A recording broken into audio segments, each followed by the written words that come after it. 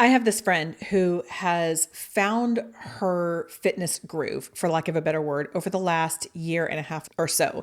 This is one of those friends who I Marco Polo with, and I would see her in her car, hey, I'm on the way to the gym. And she would Marco Polo back, well, I'm done with the gym. And we would have walk and talks because you all know that I love doing walk and talks. And I just was sitting here from afar witnessing her consistency, her showing up, her working hard. Sometimes it was like a strength heavy day. Sometimes it was more of a metabolic day, and just honoring and being so proud of all that she had been doing. Several months ago, she Marco Polo'd me and said, "Hey, Amy, I am sore all the time. And I don't really quite understand this. I feel like I have gotten in shape. Like it's not a matter of, oh, I'm just kind of getting my muscles under me and I'm still growing them, but it's like I'm sore all the time. Is there anything I can do?" Today, we are going to talk about that. So welcome to the Graced Health Podcast. And we are going to talk about if you are sore all the time, what does that mean and what can you do? Soreness is not a sign, first of all, that you are doing something wrong.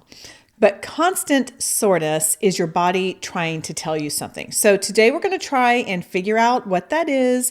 We're going to give you some very simple, realistic levers that you can pull.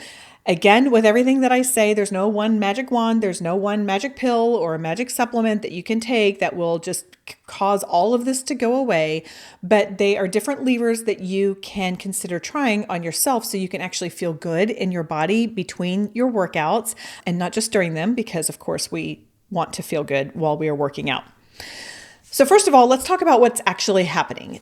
When you have a strength workout, and let's just say for sake of simplicity that you do a bunch of squats, and then the next day your glutes and your upper hamstrings and maybe even your quads are sore, that is what is called delayed onset muscle soreness, DOMS or DOMS for short.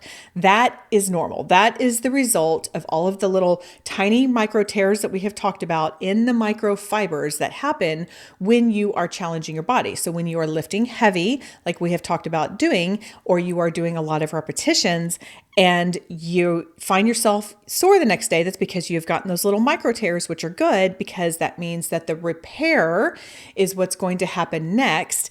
And the repair is how you actually get stronger. This typically peaks between 24 and 48 hours after your workout and generally resolves by about 72 hours. Of course, sometimes it's going to last longer than that. I'm thinking about the time that I ran. Was it my first half marathon? I can't even remember. I ran a half marathon and I ran it a lot faster than I meant to. And then I did not employ some of the recovery techniques we're going to talk about here in a little bit. And it was a week before I could walk down the stairs normal. That's a little too much. Don't recommend that. Wish I would have done some of these things that we're going to talk about today. So some soreness, some of the time is good. It's expected. It's totally normal. If you're sore most of the time, though, that's a different conversation. And we're going to talk more really about what that is today. Chronic soreness usually means one thing, and that is that you're not recovering as fast as you're breaking down. So you are working out, micro tear, and your recovery is not meeting the breakdown in your muscles. The problem is not the workout, it's what's happening or not happening around it. We talk a lot about the importance of rest and recovery, and that is one thing. We'll talk about that more here in a little bit, but there are some other things going on with that. And just a delineation for today's conversation, we are talking about muscle soreness, not sharp pain, not joint pain, anything that feels like injury, anything that's shooting during the workout, those are problems. Go see someone about that. See a physical therapist, see an exercise therapist, see a physician, see someone who can help you with that specific issues. We're just talking about that chronic, like I'm so sore and it's not going away. When that happens, there are several things that directly affect how well and how fast your body recovers. Most of us probably are having at least 2 to 3 of these on the table. I like to frame these things up as think of this as a menu and pick and choose what you think will work for you. Pick and choose what sounds good. Maybe you're already doing some of these But these are different things that you can try to help chronic soreness. Also, just a heads up, as I put this together, I realized we have talked about several of these in specific episodes. So I will have a lot of episode links for you, and these will all be in the show notes. So whether you are watching on YouTube, listening in your favorite podcast player, I will have links to all of those. And if you're watching on YouTube, you'll see those pop up as I talk about them. The first lever to pull, I wish I could do sound effects like, I don't know. That's just the sound of the lever for me today, but that's sleep. This is going to be the biggest one. Deep sleep in particular is when our muscle repair actually happens. That's when our growth hormone is released, our tissue rebuilds, our nervous system resets, but sleep is so important.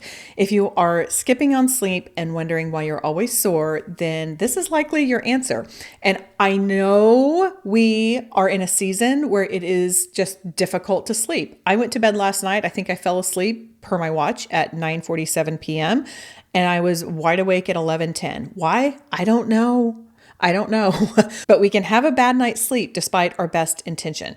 And by the way, if you struggle with sleep, I do have 2 episodes for you. One of these just came out. It was season 25, episode 8 on CBTI with Kathleen Saucier. And that came out on April 21st, 2026.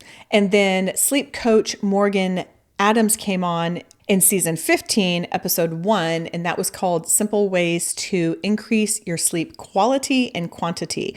Both of those are really helpful. They go hand in hand and they align very well with each other, but they have different focus. Go listen to those 2 episodes if you are struggling with sleep and you may need a different perspective.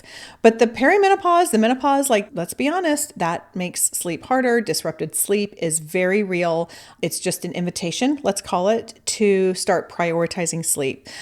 So number 1, that would be my first thing is, are you sleeping well? And if not, is there something like, go listen to those episodes and figure out the little sleep levers that you can pull rather than the recovery levers. And I say lever and lever interchangeably, by the way. I don't even know how we're supposed to pronounce it here in America. So just give me some grace on that. The second thing I would ask is, what's your protein intake? I know. Okay. I know. Protein is a full-time job right now. It is ridiculous how many grams of protein some influencers are asking us to take. I am not asking you to do that. I did a whole 4-part series on protein. And if you don't already subscribe to this, make sure you subscribe, because in the next few weeks, I'm going to be having a common sense approach to protein, which takes all 4 episodes of those and pulls it into one and just puts a lot of common sense on that. But why is protein so important in this conversation? Well, the microtears that we talked about, guess what helps to rebuild them? Protein that repairs those raw muscles. And by current research and what we currently understand is most women in this season are under eating protein. Not because they're not trying, but because it's really hard out there. And also because the recommended guidance is really a minimum amount. It's not an amount for, we'll just call it thriving, or I don't want to use the word optimization, but it's like, okay, if you really want to make sure that everything is kind of working appropriately, especially if you are exercising a lot and lifting weight, then you probably do need more than the United States RDA, the recommended daily allowance, which is going to be around 60 grams of protein for a woman. Yeah, you probably do need more based on current research. So how much protein should you have? I generally recommend that you have about 25 to 30 grams per meal, and that's 3 meals a day. And of course, if you can get a little extra in when you snack, then do that as well. If you do 30 grams of protein 3 times a day, then that's going to be about 90 grams of protein. Some people will say like, oh no, that's not enough, but it's better than 60. And so let's just go with that. Like, we don't have to be perfect, but we try to get a little bit more. On a great day, I get about 110 grams. I don't have great days every day. I'll just say that. You want to aim for consistency. And again, you want to aim for a good amount of protein, a good serving of protein. If you'd like to hear the full protein series that I did, you can tune into season 22, episodes 1 through 4. I break down everything that I know about protein and I provide it to you in hopefully an easily digestible, no pun intended, fashion. The third lever to pull is hydration. Are you drinking enough water and fluids? Dehydration increases perceived soreness and it slows the process of clearing all of the metabolic waste from the muscle tissue. So you've got to get that water in. We've got all the little micro tears in the muscle. It's creating metabolic waste, and we need to flush that out with our water. A simple cue to know if you are dehydrated or not is look at your urine. If it is lemonade color or lighter, then you're probably in the clear. The darker it is, the more fluids you need to have. And just as a reminder, your fluid output is going to change a lot. If it is humid, if it is hot, if you are sweating a lot, then you are going to need to have more. It's interesting. I was taking a trip abroad and I got hit with a very bad stomach bug. So the next day I am trying to rehydrate. I am having like the liquid IVs, the elements, the waters, the Gatorades. I was having so much of that. And about 3 p.m., I realized I hadn't used the restroom since about 10 a.m. Went to the bathroom and I came out and I told my friends, so status update, I am severely dehydrated, even though I'd been having a lot because that fluid intake still had not met what my body's output had. So don't think that, well, I've had a lot to drink and I've had a lot of water, so I should be good.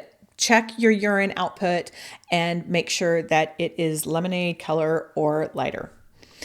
The fourth lever to pull is magnesium. Magnesium is involved in hundreds of processes in the body, including muscle relaxation and in recovery. Good sources of magnesium are leafy green vegetables, legumes, nuts, seeds, whole grains, seafood, and meat like chicken and beef in particular. It is kind of easy to get deficient in magnesium. So if you do not consume a lot of those, it may be that you need to up that magnesium level. One common recommendation is to have a magnesium glycinate supplement before bedtime. If you are into supplements, I know not everybody is. It's worth talking with your doctor about it. And this is one of those things too, to remember, this is not a magic pill if you do take a supplement, but it might be one of the missing pieces for you. Also, if you are interested in learning more about magnesium, go check out season 15, episode 2 with Natalie Gerardo. It's called Muscle Cramps, Fatigue, Headaches, and Stress. This natural mineral may help. I don't think it's on YouTube, but I definitely have it on all of the other regular podcast players. The next lever is how often are you exercising and using the same muscle groups? You want to have 48 hours in between strength sessions for the same muscle groups. This does not mean upper body on Monday, lower body on Tuesday, upper body on Wednesday, lower body on Thursday. That's fine because you're still having 48 hours between upper body and lower body and lower body. Or if you get even more specific with like biceps, triceps, all of that, that's not really how I train because I like to do more functional stuff. So for me, it's like push and pull. So I can push and pull on Monday and then push and pull on Wednesday. But quite honestly, I'm just strength training about twice a week and I do all of the movements all at once because I want to get in and get out. But your muscles need time to repair before you hit them again. So try to give them 48 hours. That's a good general guideline. It does not mean that you cannot move. It just means don't load the same muscles with heavy resistance 2 days in a row. If you're strength training every single day and you're using those same muscles every single day, then there's a good chance that that might be what your constant soreness is caused by. A great episode to tune into if you want to learn more about rest and recovery is season 15, episode 14 with Tug Cardbo. He's a physical therapist and the title is called No Days Off, No More, Why Recovery Days Are Imperative. The next lever is inflammatory foods. Okay, so this isn't diet culture, but different foods can affect our body in different ways, and some foods are more inflammatory. Foods like sugar and alcohol, sometimes dairy can be inflammatory for some. Gluten can be inflammatory for some. You know your body, you know if it affects you. If not, then pay attention. But inflammatory foods can impact your recovery. Ultra processed foods, another one.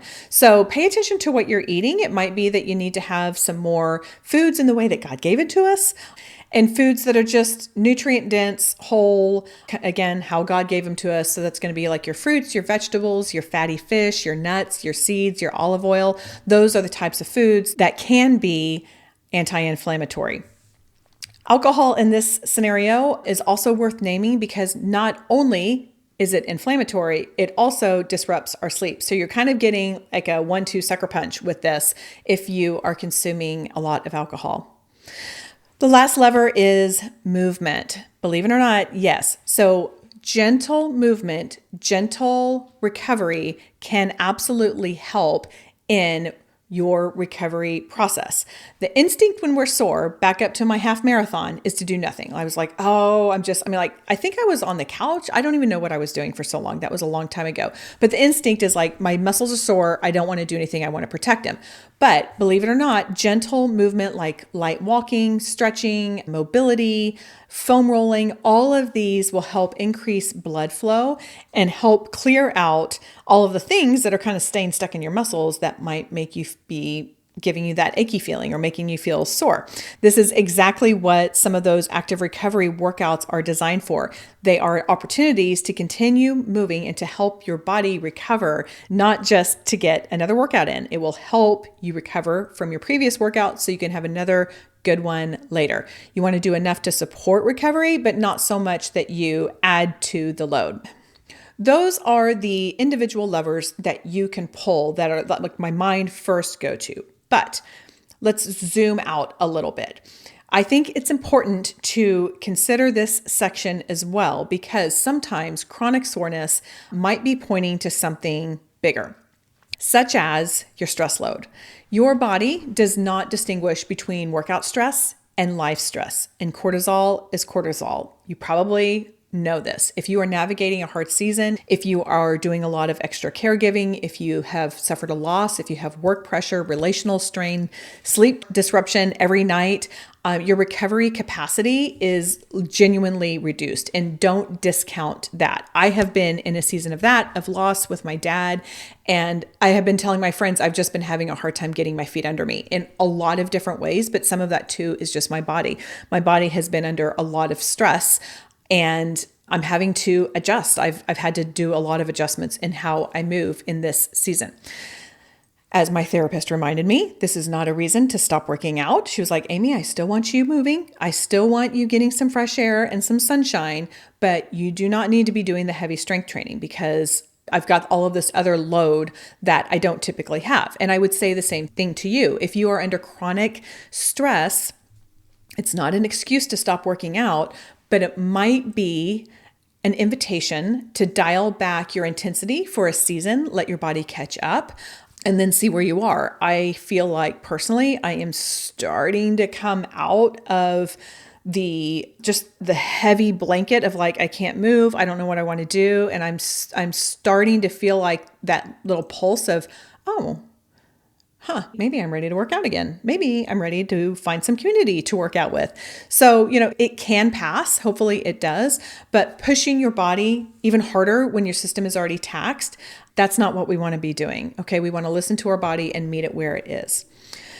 Another thing to ask yourself is, are you progressing too fast?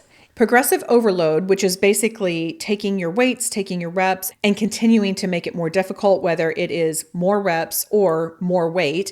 My hope for you would be to do more weight. That is good, but too much too fast is a common culprit for chronic soreness.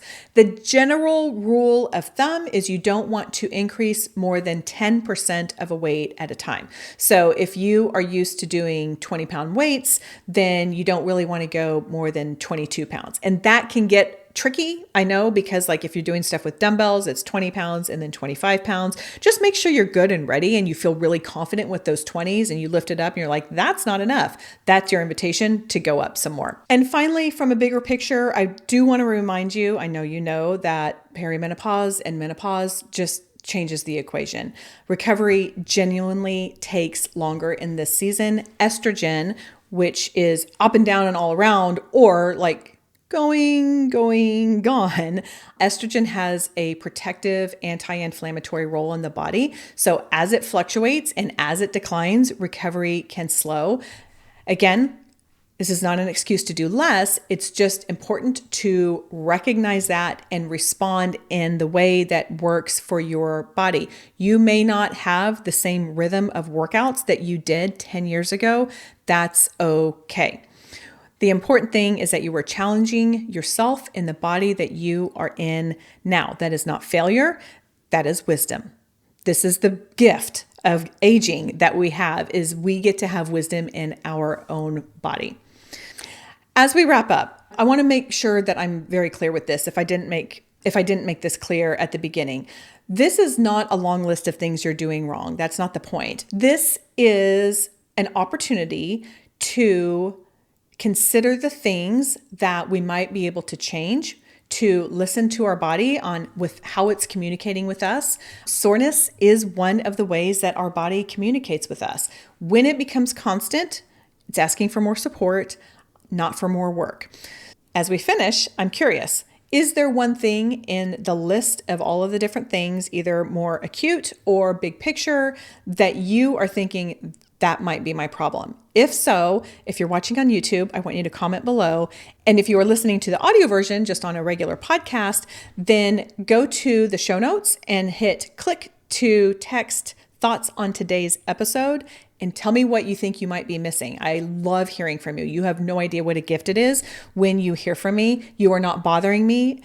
People don't respond. And so when I get a plea for this, I get like 2 responses. So if you're one of the 2 that do this, I'm so grateful for you. And I'll just say thanks ahead of time. And then I would encourage you to think about what is one thing you can change if you are dealing with chronic soreness. If you're not dealing with chronic soreness, but you were just tuning in to learn, then just put it in your pocket, tuck it in there and pull it out when you are ready for it. But if you do have chronic soreness, is there something here that you're like, oh yeah, this is probably what I need to do? Maybe it is getting more protein at breakfast. Maybe it is making a few tweaks for your sleep. Maybe it's adding a short walk-in on your rest day instead of watching Netflix. I don't know. You know your body. You know what you need to do. Do know that you don't have to overhaul everything. You just have to start somewhere. Take care of yourself between the workouts. That is where the progress happens, and that is where your strength comes in, is in between your workouts. Okay, that is all for today. Go out there and have a graced day.